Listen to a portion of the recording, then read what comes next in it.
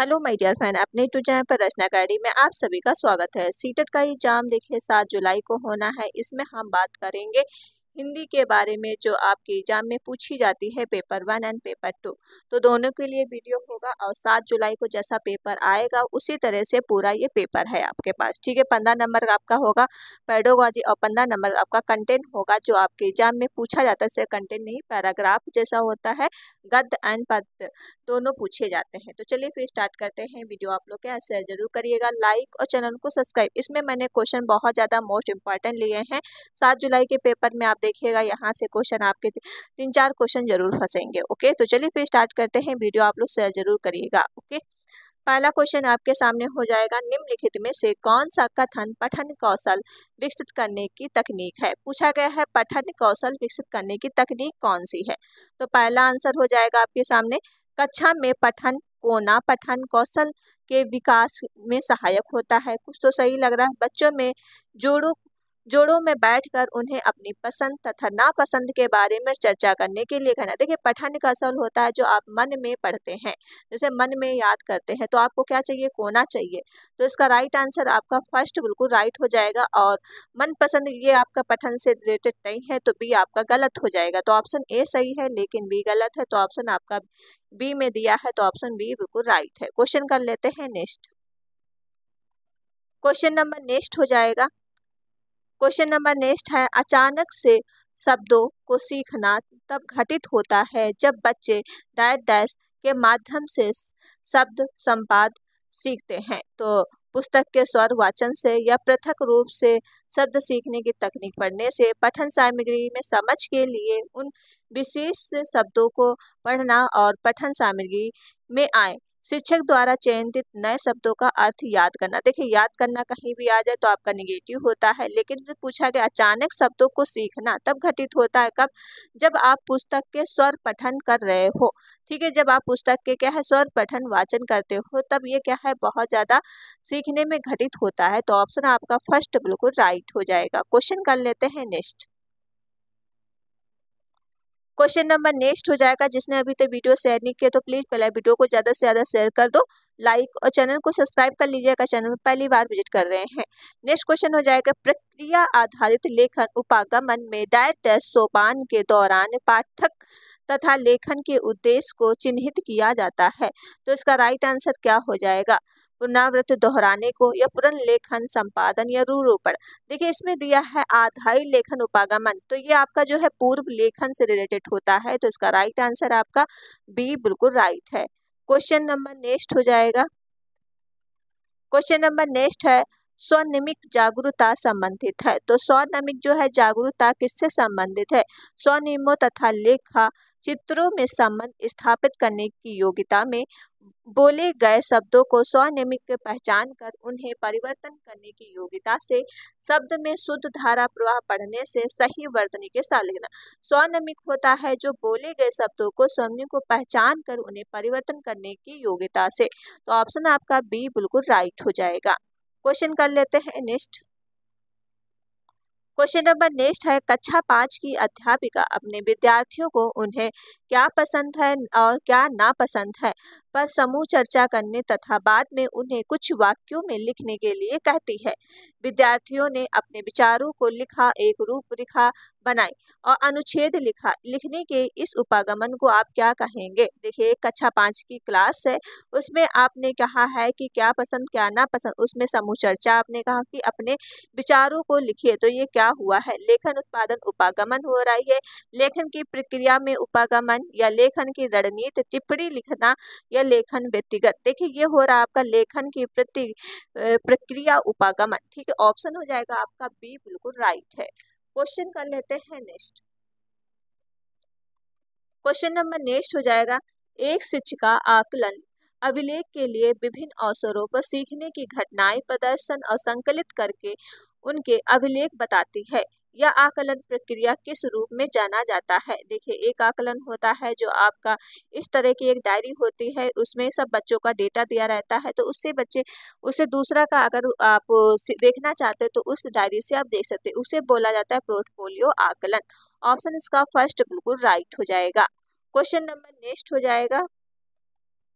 Question number next हो जाएगा, निम्नलिखित में से भाषा शिक्षण का कौन सा तरीका सीखने के प्रतिफल पर केंद्रित है? तो प्रतिफल पर कौन सा केंद्रित है? मातृभाषा आधारित भाषा होगी, दक्षता आधारित भाषा शिक्षण होगा, या फिर संप्रेषण भाषा कौशल होगा, भाषा की द्विभाषिक गति होगा। देखिए द्विभाषिक तो होगा नहीं, इसमें पूछा गया तरीके सीखने के प्रतिफल भाषा सीखना, तो ये हो जाएगा दक्षता आधारित भाषा शिक्षण। तो ऑप्शन आपका बी बिल्कुल राइट हो जाएगा। क्वेश्चन नंबर नेक्स्ट हो जाएगा, क्वेश्चन नंबर नेक्स्ट हो जाएगा 8 का राइट आंसर, दिए गए कथनों में से उस कथन का चयन कीजिए जो प्रारंभिक साक्षरता को बढ़ावा देने वाली सर्वश्रेष्ठ रणनीति है। तो इसका राइट आंसर क्या हो जाएगा? पूछा गया सबसे अच्छा बेस्ट आंसर क्या होगा जो साक्षरता बढ़ाने की। तो इसमें भाषा विकास के आरंभिक वर्षों में अभिभावकों द्वारा दी गई बातचीत, कुछ तो सही लग रहा है कि अभिभावक भी तो इसमें शामिल होंगे। बच्चों को कहानियां पढ़कर सुनना, तो बच्चों को कहानियां पढ़ाकर और सुनना, तो ये भी आपका कुछ पॉजिटिव लग रहा है। अपने मित्र को पत्र लिखने के लिए कहना, या बच्चे अपने पर वाक्य नकल करके लिखना। देखिए नकल से तो कुछ नहीं होगा और अपने मित्र को पत्र लिखने से नहीं, तो ये राइट आंसर आपका बी हो जाएगा। भाषा आरंभिक वर्षों अभिभावकों द्वारा बातचीत की गई और बच्चों में कहानियां पढ़कर सुनना, तो इसका अपने देखिए जब बच्चों से आप कहानियां सुनोगे तो थोड़े थोड़े क्या है पॉइंट चेंज हो जाते हैं, तो अपनी तरीके से वो सुनाते हैं। ठीक है, तो ऑप्शन आपका बी बिल्कुल राइट हो जाएगा। क्वेश्चन नंबर नेक्स्ट हो जाएगा, क्वेश्चन नंबर नेक्स्ट है प्रक्रिया आधारित लेखन उपागमन के सोपानों के लिए सही क्रम का चयन कीजिए। तो इसमें सही क्रम आपको लगाना है, तो इसका राइट देखिए पहले होता है आपका मानसिक मंथन, ठीक है, फिर आपका आता है रूपरेखा बनाना, फिर आपका आता है प्रारूपण। ठीक है, तो किसमें दिया है? सी पहले आएगा आपका, फिर ई आएगा, फिर ए आएगा, सी ई ए। तो आपका फर्स्ट में ही दिया है, फिर इसके बाद आपका आएगा क्या? ये आपका जो ये आएगा पुनरावर्त, फिर आपका जो रीडिंग करोगे, फिर अंतिम रूपरेखा। ठीक, तो ऑप्शन आपका फर्स्ट बिल्कुल राइट है। कभी कभी पूछ लिया जाता है ऐसा क्वेश्चन। क्वेश्चन नंबर नेक्स्ट हो जाएगा, क्वेश्चन नंबर नेक्स्ट है, कल्पना कीजिए कि किसी एक कहानी में आपका वर्णन अपने मित्र को अपने उस दिन का अनुभव बताते हुए पत्र लिखिए और निम्नलिखित लेखन कार्य को क्या कहते हैं? तो इस तरह से क्या कहा जाता है? तो इसका देखिए रचनात्मक लेखन, पत्र लेखन, या फिर किसी स्थान पर स्वयं रख कर कल्पना लिखना। तब आप जब कल्पना ही कर रहे हैं तो किसी स्थान पे क्या है? स्वयं रख कर कल्पना लिखना। तो ऑप्शन आपका सी बिल्कुल राइट हो जाएगा। क्वेश्चन नंबर नेक्स्ट हो जाएगा, अब हम बात करेंगे पद्यांश के बारे में। तो पहले यहाँ से हम क्वेश्चन पे आएंगे, फिर पद्यांश पढ़ेंगे। ठीक है, क्योंकि एग्जाम में आपके पूछा जाता है। देखिए इसमें दिया है, रचनाकार के प्रभु को याद कब आती है? तो प्रभु को कब याद आती है? तो यहाँ से हम देखेंगे, इसका क्या है पढ़ेंगे पहले तो पूरा। बहुत सुबह चिड़िया उठकर कुछ गीत खुशी से गाती हैं, कलियां दरवाजे खोल खोल सब झुरमुट मुस्कुराती हैं, खुशबू की लहरें जब घर से बाहर आ दौड़ लगाती हैं, हे जग से सिरजन प्रभु तब याद तुम्हारी आती है। जब छम छम बूंदें गिरती हैं, बिजली चमचम चम कर जाती है, मैदानों में वन बागों में जब हरियाली लहराती है, जब ठंडी ठंडी हवा कहीं से मस्ती ढोल कर आती है, हे प्रभु सृजनहार प्रभु तब याद तुम्हारी आती है। तो इसमें किसके बारे में बात की गई है? प्रकृति के बारे में देखिए बात की गई है। तो रचना प्रभु को याद करती है, प्रकृति के सौंदर्य को देखकर करती है। तो इसका राइट आंसर आपका डी बिल्कुल राइट हो जाएगा। क्वेश्चन नंबर नेक्स्ट हो जाएगा, क्वेश्चन नंबर नेक्स्ट है, पद्यांश में प्रकृति की किस लीला को उल्लेख नहीं किया गया है? देखिए कलियों के बारे में किया गया था, ठीक है, और अभी मैंने पढ़ा था हवा के बारे में, चिड़िया के बारे में, लेकिन ओस का गिरना नहीं किया गया है। तो ऑप्शन आपका डी राइट हो जाएगा। क्या हो जाएगा आपका? बी बिल्कुल राइट है। क्वेश्चन नंबर नेक्स्ट हो जाएगा, क्वेश्चन नंबर नेक्स्ट है, खुशियों के गीत कौन गा रहा है? तो खुशियों के गीत कौन गा रहा था? देखिए चिड़िया चहकने की आवाज आ रही थी, खुशियों के गीत कौन गा रहा है? चिड़िया। देखिए सुबह सुबह चिड़िया उठकर कुछ खुशियों के गीत गाती, तो कौन गा रहा था? तो चिड़िया गीत गा रही थी। ओके, तो ऑप्शन आपका सी राइट हो जाएगा। क्वेश्चन नंबर नेक्स्ट हो जाएगा, ठंडी हवाएं अपने साथ क्या लेकर आती हैं? तो ठंडी हवाएं अपने साथ जो उल्लास लेके आती हैं, तो ऑप्शन ए राइट हो जाएगा। क्वेश्चन नंबर नेक्स्ट हो जाएगा।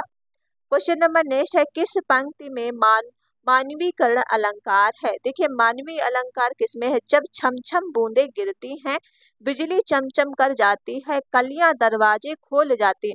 देखिए मानवीय जो अलंकार होता है, कलियां दरवाजे क्या है? खोल खोल खोल होती हैं। तो ऑप्शन आपका सी बिल्कुल राइट है। क्वेश्चन कर लेते हैं नेक्स्ट। क्वेश्चन नंबर नेक्स्ट है, रचनाकार प्रकृति के संदर्भ में को देखकर क्या कहा? ये सप्तर्षि कहा है। तो ऑप्शन आपका ए राइट हो जाएगा। क्वेश्चन नंबर, अब हम पढ़ेंगे गद्यांश के बारे में। जो आपके गद्यांश और पद्यांश तो पूछे जाते हैं, तो गद्यांश के बारे में जान लेते हैं। तो इसमें हम पहले आएंगे क्वेश्चन पे, ठीक है। क्वेश्चन अपना क्या है? देखिए क्वेश्चन दिया है, सुसंस्कृत शब्द में शु। सु आपका क्या है? देखिए ये तो आपका जो है व्याकरण से रिलेटेड आया है, तो शु आपका क्या है? उपसर्ग है, ठीक है। क्योंकि शु प्लस संस्कृत बनता है, तो सु आपका पहले लगा हुआ है, तो ये उपसर्ग होता है। जब लास्ट में बनता है संस्कृत इत आता है, तो बाद में जो लगता है आपका है ये क्या? प्रत्यय बनता है। पहले आंसर लगता है तो ये उपसर्ग होता है। तो ऑप्शन आपका फर्स्ट बिल्कुल राइट हो जाएगा। क्वेश्चन नंबर नेक्स्ट है, अंतर्मन शब्द का समानार्थी नहीं है। तो इसका अंतर्मन का जो समानार्थी कौन सा नहीं? अंतःकरण होता है, बिल्कुल। आत्मरता होता है, हृदय होता है, लेकिन अंतस्य नहीं होता है, ठीक है। तो इसका राइट आंसर बी राइट हो जाएगा। क्वेश्चन नंबर नेक्स्ट है, देखिए ये सब व्याकरण से क्वेश्चन है, तो उसमें आपको पैराग्राफ में नहीं मिलेंगे, ये तो व्याकरण आपको आनी चाहिए। संघर्ष शब्द का संधि विच्छेद क्या है? संघर्ष शब्द का, देखिए संघर्ष का सब बनेगा शम, शम प्लस घर्ष, ठीक है। सम प्लस घर्ष बनेगा, तो इसका संधि विच्छेद हो जाएगा, ये आपका हलंत रहता है। तो सम प्लस घर्ष ऑप्शन सी राइट हो जाएगा। क्वेश्चन नंबर नेक्स्ट हो जाएगा। क्वेश्चन नंबर नेक्स्ट है, आधुनिक मानस शास्त्र के जनक निम्नलिखित में से कौन है? अब हम पैराग्राफ पढ़ेंगे कि आधुनिक मानस शास्त्र के जनक कौन है, ठीक है। तो यहाँ पे आपको दिया होगा पैराग्राफ में, ये चीज हम पढ़ेंगे यहाँ से। चले इसमें देखेंगे, आधुनिक मन रचनाकार मानक शास्त्र के जनक जो है डॉक्टर सिगमंड फ्रायड हैं। तो कौन इसमें दिए हैं? Doctor Sigmund Freud. तो इसका राइट आंसर निकल आया है हमारा क्या? Doctor Sigmund Freud. तो इसका राइट आंसर ऑप्शन आपका बी बिल्कुल राइट हो जाएगा। क्वेश्चन नंबर नेक्स्ट हो जाएगा। क्वेश्चन नंबर नेक्स्ट है, बेसिक इंसिट नहीं है। तो बेसिक इंसिट नहीं है, तो हम इसमें जानेंगे कौन सा नहीं नहीं की बात की गई है। तो ये भी हम जाएंगे पैराग्राफ में, ठीक है। तो देखिए इसमें ये यहाँ से ओके, ये सिगमंड फ्रायड को माना, उसका मानना है कि प्रत्येक व्यक्ति के अंतर्मन की गहराई प्रकृति प्रेरणाएं अपनी मूल आदिम अवस्था में होती हैं, उन्हें बेसिक इंसिट कहा जाता है। इसने हद नामक केंद्र बताना, भूख, लैंगिक भावनाएं, आक्रमण, सुरक्षा, ये प्रेरणाएं मनुष्य सामाजिक संस्कृत प्रणाली है। इसलिए प्रेरणाओं को अन्य प्राणियों को समान स्वीकार लेने से उसकी संभावना नहीं है। प्रेरणाओं के दबाव में मन अधिक होता है, क्योंकि प्रकृति प्रेरणा, देखिए इसमें किसकी किसकी बात की गई है? तो याद रखिएगा, आक्रमण, सुरक्षा, प्रेरणा, ठीक है। तो इसमें किसकी बात नहीं की गई है? तो यहाँ पे हम आएंगे, एक सेकेंड। ये आपकी देखिए भूख के बारे में बात की, सो प्रेरणा के, लैंगिक के, लेकिन टहलना के बारे में बात नहीं की गई है। तो ऑप्शन आपका डी राइट हो जाएगा। क्वेश्चन नंबर नेक्स्ट हो जाएगा, मनुष्य एक सामाजिक संस्कृत प्रणाली है का आशय है। तो इसमें क्या बात किया गया है? मनुष्य एक सामाजिक प्रणाली है। तो आशय इसमें देखिए अभी हमने पढ़ा था, आत्मिक प्रकार की प्रेरणाओं का दबाव उनके मन पर पड़ता है। तो ऑप्शन आपका डी राइट हो जाएगा। क्वेश्चन नंबर नेक्स्ट है, गद्यांश के आधार पर कौन सा कथन सही नहीं है? तो गद्यांश के आधार पर पहले तो हम पूरा गद्यांश पढ़ेंगे, तभी पता चलेगा कौन सा सही नहीं है, ठीक है। देखिए यहाँ से पढ़ेंगे, ये तो आपका यहाँ हो गया। उसका मानना है कि प्रत्येक व्यक्ति के अंत मन की गहराई प्रकृति प्रेरणा अपनी मूल आदिम अवस्था में होती है। जब उन्हें बेसिक इंस्टिंक्ट कहा जाता है, उन्हें इस ईद नामक मन केंद्र और बताना, भूख, लैंगिक भावनाएं, आक्रमण, सुरक्षा, यह प्रेरणा है। मनुष्य में सामाजिक संस्कृत प्रणाली है, इसलिए आदि प्रेरणाओं को अन्य प्रेरणाओं के समान स्वीकार लेना उनके लिए संभव नहीं होता है। ये प्रेरणाओं को दबाव में उन मन के का अधिक होता है, क्योंकि ये प्रकृति प्रेरणाएं होती हैं। यदि व्यक्ति बचपन में यौन परिवार के सभी विकसित होता, आसपास के माहौल के व्यवहार में संबंधित कुछ नीति नियम सीखता है। वे नियम उसके व्यक्तित्व हिस्सा बन जाते हैं। मनुष्य मन के इस हिस्से में सुपर ईगो कहा जाता है, अर्थात ईद और सुपर ईगो ये केवल विभिन्न ही नहीं बल्कि विरुद्ध दिशाओं में प्रभावित होने वाले प्रभाव के परिणाम स्वरूप व्यक्ति में बिखरा जाता है। इन दोनों प्रभावों को निरंतर संघर्ष व्यक्ति के हानिकारक होता है। इसलिए दो विभिन्न प्रवृत्ति संतुष्ट हो जाते हैं। कम से कम पीड़ा इस तरह से निकालने में समन्वय कायम करने की जिम्मेदारी मन के हिस्से में निभानी पड़ती है। यह समन्वय काम करते समय यह बीच का हिस्सा विकसित होने लगता है। इसे ईगो कहा जाता है। ईगो ईद और सुपर ईगो इन दोनों में कम से कम नाराजगी का अधिक से अधिक संतुष्ट रखने का खेल खेलता है। वह सकारात्मक नकारात्मक दोनों तरह के होते हैं। सुरक्षा इस खेल के कुल योग से ही व्यक्ति विकसित होने की महत्वपूर्ण क्रिया पूरी होती। अब हम आएंगे क्वेश्चन पे। देखिए हमने तो पढ़ लिया है, अब कुछ तो आप ध्यान से पढ़े होंगे तभी आप उसका आंसर दे पाएंगे। इसमें क्या कहा गया था? मनुष्य सामाजिक संस्कृत प्रणाली का आशय। आदमी जो है प्रकृति प्रणालियों का प्रभाव में उस पर नहीं होता है, ये तो बात नहीं की गई है। आदमिक प्रणालियों की प्रभाव के वह निष्फल कर देता है, ये भी नहीं किया गया है। सामाजिक प्रणालियों की उस पर प्रभाव या आदमिक प्रणालियों को दबाव उसके मन पर पड़ता है। बिल्कुल ये आपका राइट है, डी ऑप्शन बिल्कुल राइट है। तो ऑप्शन हो जाएगा डी राइट है। क्वेश्चन कर लेते हैं नेक्स्ट। क्वेश्चन नंबर नेक्स्ट है, गद्यांश के आधार पर कौन सा कथन सही नहीं है? तो मनुष्य एक सामाजिक संस्कृत प्रणाली, ये तो बिल्कुल कहा गया है कि ये सुपर ईगो जो आपके ईगो के अंतर्गत आता है। व्यक्ति प्रवेश व्यवहार में कुछ नियम सीखता है, बिल्कुल आपका सीता इदम के अंदर आता है। और व्यक्ति बचपन से ही परिवार विकसित होता है, ये भी। लेकिन सुपर ईगो नियमों का उल्लंघन करता है, जबकि सुपर ईगो जो है नियमों का उल्लंघन नहीं करता है। तो यही आपका हो जाएगा डी बिल्कुल राइट है। अभी हमने आपको ऊपर पढ़ाया था, ठीक है। ईगो का क्या कार्य है? ईगो का कार्य जो है ईद और सुपर ईगो का समन्वय करना, ठीक है। तो ऑप्शन आपका हो जाएगा ए राइट है। क्वेश्चन नंबर नेक्स्ट हो जाएगा, सुपर ईगो का नियामक क्या है? ये होता है सामाजिक और संस्कृत व्यवहार होता है। तो ऑप्शन आपका बी राइट हो जाएगा। क्वेश्चन नंबर नेक्स्ट हो जाएगा, आधारभूत अंतः व्यक्ति संप्रेषण कौशल को कहते हैं, ये उच्च स्तरीय भाषी कौशल को कहा जाता है। तो ऑप्शन आपका ए बिल्कुल राइट हो जाएगा। क्वेश्चन नंबर नेक्स्ट हो जाएगा, एक पाठ्य, देखिए आपकी पेडागोजी के क्वेश्चन है, ठीक है। एक पाठ्य सामग्री कंपनी में जनरल मैनेजर प्रबंधक के पद के लिए आवेदन कैसे करें और के बारे में पढ़ता या पढ़ती है। आवेदन पत्र भरने के लिए विशिष्ट सूचना को पढ़ता या पढ़ती, इस पठन को क्या कहते हैं? तो ये से कहा जाता है बारीकी से पढ़ना, ठीक है। बिल्कुल ध्यान लगा के पढ़ना, जब तभी तो आप उसमें आवेदन फॉर्म फिल कर पाएंगे। तो जिसने अभी तक चलो वीडियो नहीं शेयर किया तो पहले फटाफट वीडियो शेयर कर दो, लाइक कर लो और चैनल को सब्सक्राइब कर लीजिए अगर चैनल में पहली बार विजिट कर रहे हैं। ओके, ज्यादा से ज्यादा वीडियो पहले शेयर कर दो। नेक्स्ट क्वेश्चन हो जाएगा, निम्नलिखित कथनों में से कौन सा कथन कविता शिक्षण के लिए आदर्श है? तो कविता शिक्षण के लिए कौन सा सही हो जाएगा? इसका राइट आंसर आप बताइए क्या हो जाएगा। ओके, तो देखिए पहला पढ़ेंगे, कविता का प्रयोग व्याकरण शिक्षण के लिए करना चाहिए। देखिए व्याकरण शिक्षण के लिए तो प्रयोग नहीं होता है। नेक्स्ट ऑप्शन, कविता सहारना आनंद मनोरंजन के लिए होता है। बिल्कुल। कविता भाषा अधिगम का अवसर प्रदान करती है। बिल्कुल। कविता सौंदर्य अवतार की चिंतन में विकसित करती है। बिल्कुल आपके ये तीनों सही हो जाएंगे। ऑप्शन आपका क्या हो जाएगा?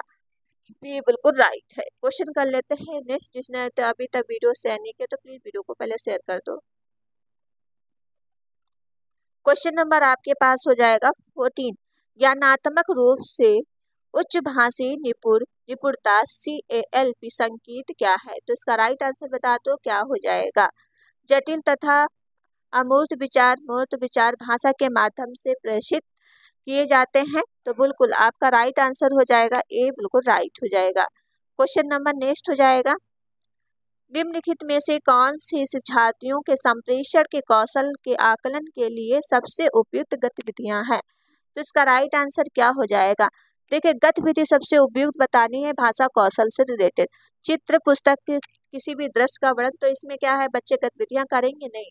किसी भी भाषण, देखिए भाषण कहीं भी आ जाए आपका निगेटिव होता है। एक तरफ ऑडियो और मौखिक रूप से प्रतिक्रिया करना, ये भी आपका नहीं होगा।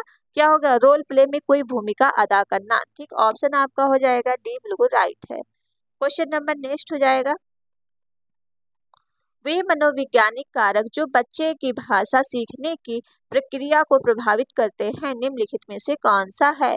तो देखिए बच्चे की भाषिक रुचि भी होनी चाहिए, माता पिता प्रोत्साहन ये भी होना चाहिए, बच्चे में आपसी प्रवेश होना, लेकिन पुरस्कार दंड नहीं होगा। तो डी काट दीजिए और सारे सही है। तो ऑप्शन किसमें दिए, केवल इसमें बी में दिया है right answer. Question number next हो जाएगा, निम्नलिखित में से कौन सा कथन मानक दंड निर्धारित परीक्षाओं में सही नहीं है। पूछा गया कौन सा सही नहीं है। इसका निर्माण सुधारित उद्देश्यों के मापन के लिए किया जाता है, बिल्कुल आपका राइट है। निर्णात्मक उपलब्धि परीक्षा के लिए श्रेणी के में आती है, बिल्कुल। जब आप निदान करेंगे तभी तो परीक्षा में अगला परिवर्तन आप कर पाएंगे। ठीक है, ये पाठ्यक्रम विशिष्ट प्रोग्राम होता है, लेकिन ये शिक्षार्थी में किसी दूसरी भाषा, विदेशी भाषा सीखने में अभिरुचि का मापन करते हैं, ऐसा नहीं है। तो ऑप्शन आपका डी बिल्कुल राइट हो जाएगा। क्वेश्चन कर लेते हैं नेक्स्ट। क्वेश्चन नंबर नेक्स्ट हो जाएगा, एक अध्यापक पता चलता है कि कुछ विद्यार्थी सीखते समय अनुच्छेदों को विस्तृत व्याख्या वाक्य रचना को समझने में कठिनाई अनुभव करते हैं। वह उन्हें एक समृद्ध शब्द भंडार देती है और कुछ व्यक्तियों को सुझाव देकर उनका अभ्यास करवाती है। इस तरह की कुछ समय पश्चात उनके विद्यार्थी भाषा सीखने कठिनाई को दूर कर पाते। अध्यापक इस प्रकार का, ये देखिए जो समस्या का पता वो लगा रहे हैं, तो समस्या का जब पता लगा लिया तभी तो उसका क्या करेंगे, निदान करेंगे।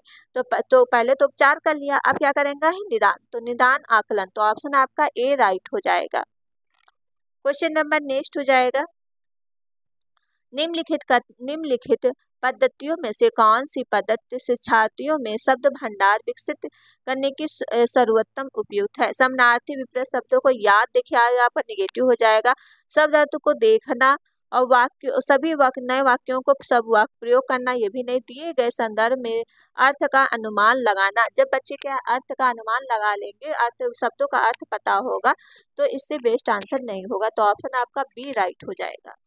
क्वेश्चन नंबर नेक्स्ट हो जाएगा, जिसने वीडियो शेयर नहीं किया तो प्लीज पहले वीडियो को ज्यादा से ज्यादा शेयर कर दो, लाइक और चैनल को सब्सक्राइब कर लीजिए अगर चैनल पर पहली बार विजिट कर रहे हैं। भाषा अर्जन का अर्थ क्या है। तो भाषा अर्जन किसी भी भाषा के व्याकरण नियमों को सीखना या फिर किसी भाषा के औपचारिक परिवेश अनजाने से ही सीखना। देखिए भाषा अर्जन होता है किसी भाषा अनौपचारिक परिवेश अनजाने से ही सीखना। जैसे आप अपने परिवार के अंदर सीखते हैं, ये आपकी अनौपचारिक भाषा होती है। अपने दोस्तों से सीखते, समाज में सीखते, तो ऑप्शन आपका बी राइट हो जाएगा। क्वेश्चन नेक्स्ट, चलिए इतने ही क्वेश्चन थे, मोस्ट इंपॉर्टेंट क्वेश्चन थे जो आपके लिए हम लेके आए हैं। यहाँ से आपको 7 जुलाई के पेपर में देखने को मिलेंगे। तो चलिए फिर वीडियो यही तक रहता है। वीडियो आप लोग क्या शेयर जरूर करिएगा, लाइक और चैनल को सब्सक्राइब कर लीजिएगा। मिलते हैं नेक्स्ट वीडियो में। Thank you friend.